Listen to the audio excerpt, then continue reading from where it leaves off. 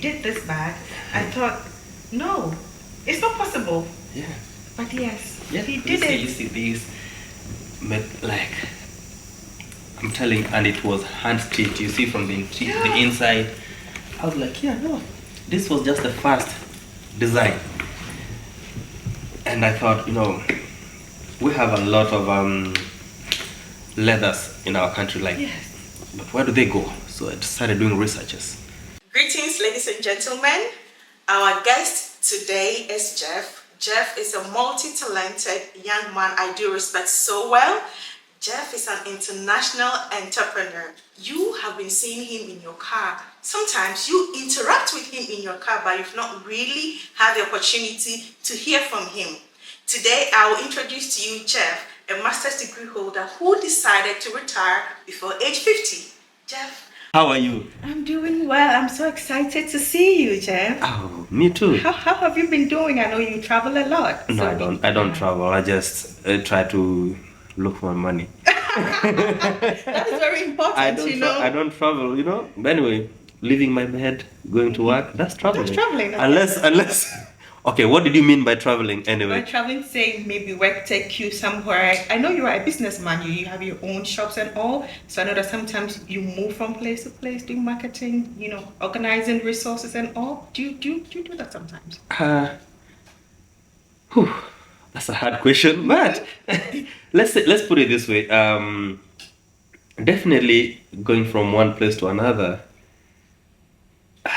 it's hard to put a team together. Yeah.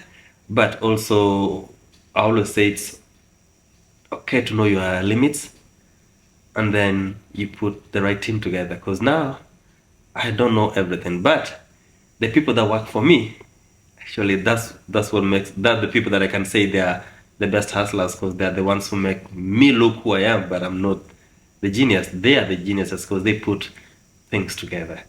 So for me, I'm just, like a button pusher or just a messenger. They are the geniuses because you don't understand. If you see them working, you'd be wowed. Wow, that's a humble way of describing yourself, Jeff. If you put it that way, anyway. Have you always been this business oriented? Let's say yes and no, because let me take you a couple. You know what? Let's start from the beginning, where it all started. Because I think in high school, I got suspended for being an entrepreneur in school. So you see, because growing up, we can put it that we were okay. We were not rich, but we made ends meet. That's a better way of putting it, because we didn't have it all. Yeah. But the way my parents made us look, you could have thought that we made it in life, but no, life made it worse. So we grew up in a medium household, survived. We had enough to make us go by. We didn't miss food though. We didn't miss the basics. Let me make that clear. We did not miss the basics, but we didn't have it. We didn't have, like, let's say, luxurious life. No, we made it through day by day, and I think we were doing great at that time. So then, what made you decide to do some business in school that led you to be suspended? No, so when I could go to school, my dad could give me enough pocket money to take me to school and come back home and maybe have 1 week worth of supply, to buy here bread for 1 week, and then, you're on your own after that. And remember, school back in the day was a 3-month period before you take a break. Yeah. And then like come back home. Like a few months, yeah. So in these 3 months, how will you make it? There are some people who came from the city. These people, these students actually, coming from the city, they had money. They could eat bread every day till the end of the 3 months. Wow. But for me, I didn't have that luxury, so that already sent me to factory setting. Hey, you need to survive. You need to survive. So what I could do, I could take the money that I had for transportation back home, plus my 1-2 weeks ish survival money, and with that money, I'll buy a box of biscuits. You see, a box of biscuit, I can remember they were called. I don't want to advertise for no company, but I'm not going to name any company. But they had 300 pieces of biscuits, and I remember in Kenyan shilling that used to cost about 140-ish per box. So my transportation coming back home could afford me to buy 2 boxes. So me and my brains, we could work hand in hand, try to make sure we survive. So I can buy 2 boxes, take them to school, keep them in my box until a lot of people shopping. When you go to school, people shop a lot. Provisions, we call them. I'm pretty sure within 1 week, all those shopping you came from home, like say milk, whatever, they'll be gone bad. So after 1 week, I now bring the business side. So now I could sell 5 of them. Each one costed a bob. So, and remember, in a box there were like 300 of them. So each box could give me a profit of 150. Each box. So twice the amount, because the price was 150. There were 300 in a box. So I sell everything, I get 150 profit. And then I sell the second box, I get another profit. Amazing. Then I made friends with security guards. They could go get me more boxes. That was smart. So you see how it started. At the end of the day, now I am rich in school. People think my parents give me money. No. It was just a rich mindset. I just figured it out to make it through, to make it by. So one time, we decided to expand the business, me and my friend. One time we'll make a story about that. At the moment, I just want to get permission from him. So I guess these security men became like friends to you, Maybe occasionally they also getting tips. So he did not become friends. He became a business partner. Because at some point, you just have to pay him a little bit. Of course. Because if you don't pay him, he will report you to the principal. Yeah. So what used to happen is now we have, let's say, how do you call it? A team? No, that's not even a team yet. Because I've gotten a security officer who really helped us. May God rest, may he rest in peace. Actually, he passed on. I just forgot about that. But what he could do, if we pay him, we just silence him. Remember, it's illegal to do business in school, because you came to school to study and not, But as they say, you have to survival for the fittest. You're gonna not be hungry the entire school term, while other people are eating good. So over time, when you're doing this kind of businesses around, you have students who come up. They're like, either they will set you up, or either you become a team, or they inject some money also. Let's do it together. Yeah, because even them, they're trying to survive, and they're asking, hey, how do you do? They see what you do, but they don't want to get into the business. Yeah. But anyway, to cut the long story short, I finally got another friend of mine who I will tell a story later in we shoot again another one, because I need to get permission from him anyway if I need to tell his story, or he needs to bring out his side of the story. Yeah. So this friend of mine, we were sleeping almost in the same dorm room. So he injected some money into the business together with what I had. We started now having, instead of having 1 box, we could have maybe 4 or 5 boxes. And then now we had enough money to pay 1 or 2 students in school to be like our bouncers. When you're selling this, it's a lot of students now, they're trying to, people are here, so it's a lot of fracas in school. And then when we recruited other people, it became, let's say, a form of, employment to other people, and also a sense of security, and also they get some food. But, we pushed through. And then one time, we decided now to expand the business from now biscuits, what do they call them? Cookies? Cookies, yeah. So Bakeries, yes, other, it's an international show now. I know some people don't understand what is biscuits, like the pastries or maybe the cookies. Whatever, call it your name. Choose the one that fits you. So we expanded from cookies and we started buying donuts. Wow. So selling these donuts. So because across our fence, there was this shop, and this how do you call it? These mothers who are selling these donuts over the fence. So we decided to buy their stock, and then since we're in school, we have the market ready, so we could sell it, and our stock used to run fast. So we could every morning, around 5 in the morning, we could wake up. The mothers could come and we give them the money.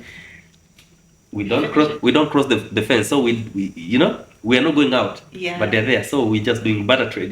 They give us, we give them money, they give us, we come to class here in our dormitories and sell. Over time, people started knowing, in such and such a dormitory, there are some donuts, and if you can go there, you can get some donuts. Yeah. So what happened now, how we were caught, the school canteen. Over time, people are not going to the school canteen. So you were reducing their business, taking their business. So now the question started getting asked. Every 2-3 days we get shipment for bread for the school canteen. Yeah. But the stock is not moving like before. What is happening? What is wrong? We need to investigate. No, they didn't. So every time they were like, okay. In the morning, before you could see a long line on the school canteen. Over time, the line started getting. So now they started now inquiring, what's happening? So they ask, what's wrong? And there's that one student in school who doesn't feel good because they don't even get to the inner circle. Yeah. But then they can't say anything, so they finally told us out. And now we were called. That's how officially our business was closed. And then we were suspended for 2 weeks. But now the worst part case was not even being suspended. When you go home, your parents. What are you going to tell to the big daddy home? That is the thing. So now that is now the good story. Being an entrepreneur is not the story. Going back home. Because remember, when you go home, you're going back to World War IV. Yeah. So why are you here? School is still in session. Why are you home? Because when I told you we were okay, what my dad made sure we never miss going to school. So tuition was fully paid. So there's no way you will say you were sent home for tuition. You will be sent home for only one thing: either you're sick, you're almost dying. That's the only thing that can get you sent home. But now here you're coming, you're good, you're fresh, and you're going home. So what do you explain? So you start formulating, these good stories in the back of your mind, which don't make sense. But at the end of the day, you have to go home anyway. Yeah. So anyway, so that's how I got suspended from school. Came back. I closed the business. I was told to study. But when I finished school, when you have that little mind, you don't want to be broke at any moment. Yeah. You have to look for something else to sell. So I think I resorted to selling. I think I borrowed my dad 1,000 bob. Yeah, because now I was broke. My business was closed, so I need capital. So I borrowed my dad. I pitched the idea to my dad. I want to sell airtime. I don't know. In your country, do you have like the scratch off? Of course. The top ups? It's actually a business people do. So actually that's what I did. I borrowed my dad some money. I started selling now that.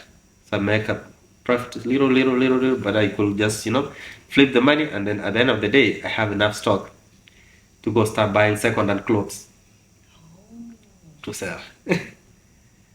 I sold for a little while and then I left home. Yeah, sometimes before I went to university, I left home to go start life abroad. So see, so That's it's quite interesting. it's quite a journey, but Yeah. and that's not even everything. Maybe one time we just need Yeah, to sit down and I'm just and crack it thinking, from. at that age, not many people have that mindset, to want to increase their money. But then you had that thought. For me, I didn't think about increasing. I just thought about having money in my pocket. That's all. Yeah, that was the goal. Man must survive. Yeah, increasing and sometimes maybe you're thinking if you get a girlfriend, how will you Take care of support? her, The society tells us, oh, you have to have money before you can afford a girlfriend. So for me, I just didn't want to miss money, and knowing that coming home, we are 6 of us in the family, so we have the resources are limited. So coming home to ask my parents for money was not an option. No, it was possible, yes, but it was not an option because if going to high school, I barely had enough.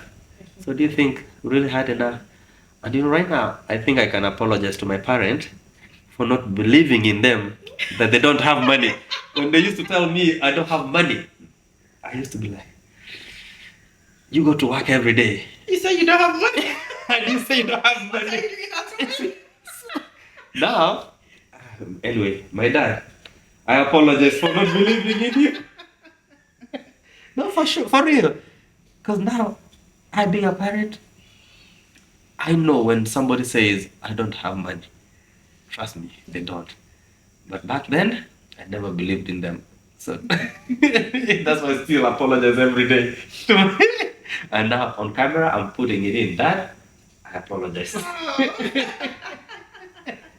Then I guess when you went to university, you were still having business in mind. Oh, yes and no. Why do I say this anyway? Because now being on my own, now it's not even man must survive. Is now you have to make it or make it, because now my dad is no longer paying for my tuition. I'm paying out of pocket. Nobody is here to tell me, okay, do this. I'm not going back to my daddy's house. I have to survive on my own. And remember, this is miles and miles away from home. So if I have to go home, either I have to look for money which I didn't have. No, look for that money which I didn't have. And if I go back home, my dad will be waiting like, hey, my son came home. What did you bring for us? Exactly. Well, what do you have to do? You have to survive at all costs. So anyway, in between going to university, so what I do, I bought myself a car. And that was one of the biggest achievements, in life. Driving my own car. Yeah, at that tender age. Yeah. I think I drove my first car when I was 19. Not the one somebody bought for me. I bought with my own money. Congratulations. It was a second-hand car. But congratulations. I bought it for $300. I remember what. I think this guy was just trying to give me for free, but didn't want to tell me that he was giving me for free. I think so too. But he gave me for free. Let's go. No, I bought it for $300. But this car ended up breaking up 6 months later. But I had a car. So I think about no.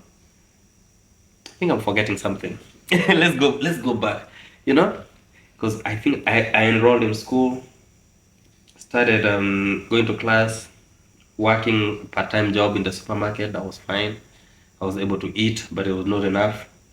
And then years later, I think we fast forward maybe 4 or 5 years later, then I think Uber had come up. I think Uber launched in like 2008, 9ish. But around that time, nobody really knew how it was, and people were despising it. So come 2011, I was like, there's this new thing that came in. It's called Uber. So I went and bought a new car so that I could drive for Uber. Mm-hmm. But when I told my friends, hey, let's go drive for Uber, they were like, no, we cannot drive for Uber. I cannot put mileage in my car. This is my car, not for Uber, But I was a risk taker. And remember, I don't have enough money to pay for college.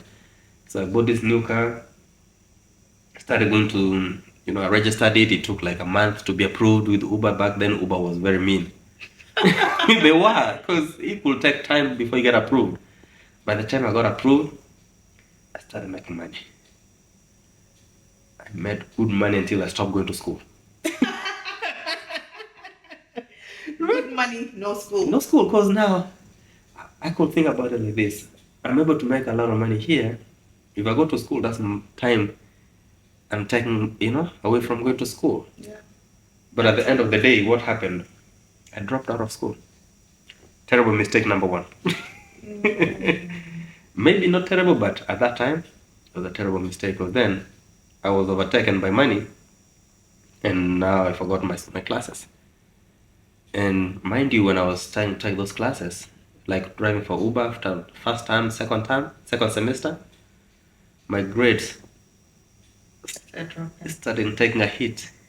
So they always say, "Thou shall you never serve two masters." I did. One won. Money always. Always money won, but I think I took a break for like 3-4 years from school because then I was comfortable. Yeah. And then over time, even the friends that I told to start driving for Uber, I don't know, maybe their lifestyle changed too. They started driving for Uber. Over time, Uber got too many drivers. Guess what? The commissions we were getting from Uber dropped. So the best money I was making around that time, it was no longer good money. It was now survival money. Mind you, because I stopped working, I was only working for Uber. So now I have to look for a second job. Yes. Looking for a second job. And now I'm thinking, how long will I be driving for Uber? Because now my finances are getting low. Now that life that I was getting used to is taking a hit. School, I did not even get to second year. So already I have a long way to go. Yeah. I thought about going back to school. And going back to school at that time, how would you pay for it? That was tough. Choices were to be made. So that's the time I decided to join the military. Joining the military was kind of running from poverty, because now I'm getting broke, and at the same time trying to get some money to pay for my tuition, because now Uber cannot sustain me anymore. And by this time, actually, I already had a family. So you see, life was moving very fast because I was enjoying. Yeah. And then I hit rock bottom. Anyway, fast forward. It shouldn't be a sad story, but maybe one time look for time and invite me to your show. Well, we can have an in-depth discussion of these pitfalls and how you wake up, you try to go up, and then you get hit one more time. This is what I call life calls you into a crisis meeting and gives you some nice strokes before you realize you're suffering. How did you learn this lesson? Another stroke. And these lessons, you don't learn them well because nobody has a manual. Yeah. If we had one, everybody studies from their own page. So the way life will hit you, it doesn't hit me the same way. But anyway, fast forward, I decided to go to school. I finished school, but in the midst of going to school, I started cleaning houses. Yeah, I think maybe I will show you the pictures of the houses. Like and when I used to clean houses, I clean like nobody ever cleaned the house before. You've never been to school. All you do is cleaning. No, for real. Like maybe they will add this picture. I'll give it to you. I have what I used to do and how I did it because I could clean. If I clean it, you will call me next. So, but then when that one needed time. So I had to close that business down. So I had to think of another way to survive on top of going on, But then I started driving again back to Uber. Small driving, I have a job. And then, over time, I finished school. Actually, my friend Calvin can give you this one. He always says you can use my name every time. His name is Calvin. he can give you a full story. One day he should come on camera. He will. Calvin, this is an invitation for you to come to camera. Tell the story.